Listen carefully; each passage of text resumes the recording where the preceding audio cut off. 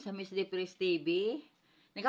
Bago ako patuloy, mag-subscribe naman kayo, i-follow nyo ako at i-like. Salamat sa inyo. Nakapag-content na ako na ang lalaki ang nagluloko. Ito naman, babae naman ang nagluloko. Dalawang klase ang pagluloko ng babae. Mayroong babae na nagluloko na may konsensya pa. Mayroon naman nagluloko na wala na talagang konsensya. Doon tayo sa may konsensya muna, unahin natin. Ang may mga babaeng nagluloko na may konsensya, pag sa oras na makagawa sila ng kasalanan sa asawa nila, binibit-bit nila ang konsensya nila. Ginagawa nila, pero ang konsensya nila nandoon pa na parang na nagkamali sila, itong ginawa. Kaya kung minsan nangangayayat, nadidepress, na-stress, dahil hindi niya kaya ang konsensya niya. Nabigla lang siya at kung bakit niya ginawa yun, mahirapan na siyang lumabas doon sa problema na pinasok niya. Yan ang una na mga babae na nagluloko. Ang pangalawa, yung walang konsensya. Diba? Yung una natin may konsensya. Itong pangalawa, walang konsensya. Itong mga walang konsensya na mga nagluloko ng mga babae, ano yan nagluloko sila, pero okay sila sa asawa nila. Ang ganda magdala. Ang ganda talaga magdala. Nagluloko sila pagdating doon. Pag nagluloko sila, tumitikim sila sa iba. Pero pagdating sa asawa, okay pa rin sila. Para walang gulo. Para walang gulo ang pagsasama.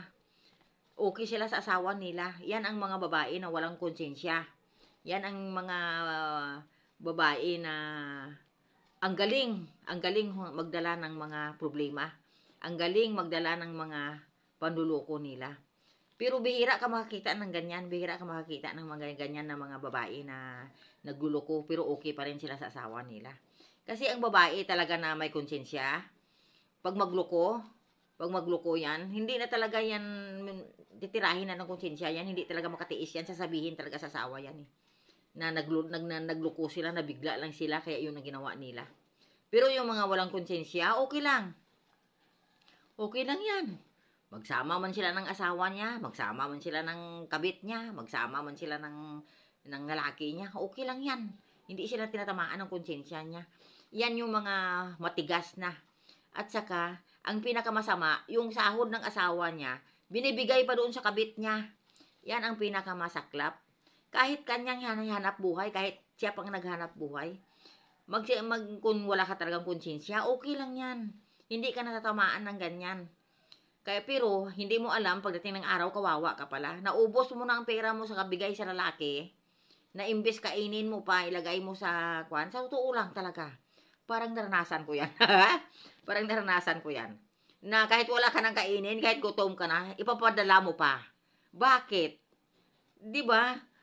Pero pagdating ng araw, singilin ka na ng pagsisisi mo, mamumura mo talaga ang sarili mo. Mamumura mo talaga. Kasi bakit, kung kinain mo yon, binigay mo sa pamilya mo. O diba? Mayroon mga babae na kahit anong nangyari, nagbibigay sa lalaki. Kasi iniisip nila, iyan ang panglaban nila na para hindi sila iiwan.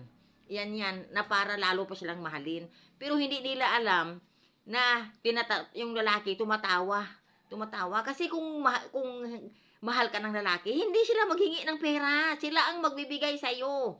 Yan talaga. Pero kung hindi ka mahal ng lalaki, hingian ka lang yan. Hingian ka lang na gutom siya. Kailangan niyang ganito. Ikaw naman, mayroon naman babae na kahit hindi humihingi ang lalaki, nagkukusang nagbibigay sa lalaki. Kasi yan ang paraan nila para na ang pagmamahal nila, yan ang paraan na ginagawa nilang pagmamahal sa lalaki. Kasi isipin mo lang, ang pera na yan, kung tutusin, kulang pa sa'yo yan, pero binibigay mo pa sa lalaki. Sa bandang huli, doon ka magsisisi. Sa totoo lang. Kasi kung may lalaki ka, hindi naman kayo habang buhay niyan. Sa asawa mo pa rin ikaw. Kaya, iyan ang sinasabi ko, yung aral dyan. Siguro, hindi ako makapagsalita kasi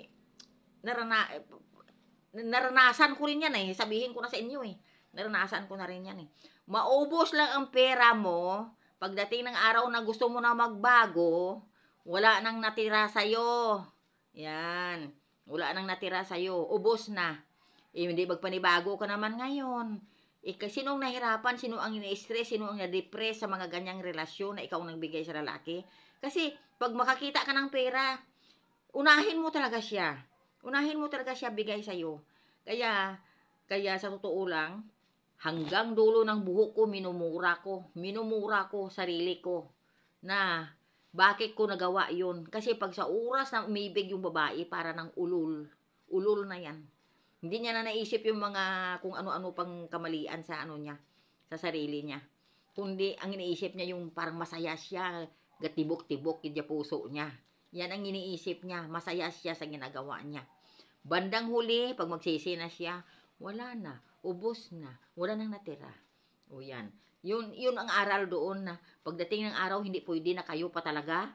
Darating ang araw talaga, maghiwalay kayo dahil may asawa o may asawa ka. Magsisisi ka hanggang sa dulo ng buhok mo, wala na. Nagawa mo na. Kaya kung magbago ka na, edi umpisa ka. Na imbis na mag-ipon ka at saka kita mo yung una, wala na. Nagawa mo na. Ang pinakamasaklap doon, kita ng asawa mo, ibigay mo pa sa iba. Yan, ang aral niyan. Sana makapag-isip din tayo ng mga bagay na mga ganyan. Kasi pag maranasan mo, dyan ka matututo. Dyan mo naisip na hindi mo na gagawin dahil hindi yan maganda para sa'yo, sa sarili mo. I love you. Sana mag-ingat kayo at may matutunan kayo sa mga content ko. At patuloy kayong mag-subscribe sa akin para sama-sama pa rin tayo hanggang sa sunod. I love you. Ingat kayo. God bless you.